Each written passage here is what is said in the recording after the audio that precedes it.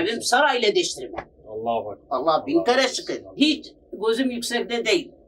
Her şey Allah'ta. Allah'ım ya Rabbi etme şaşına kal.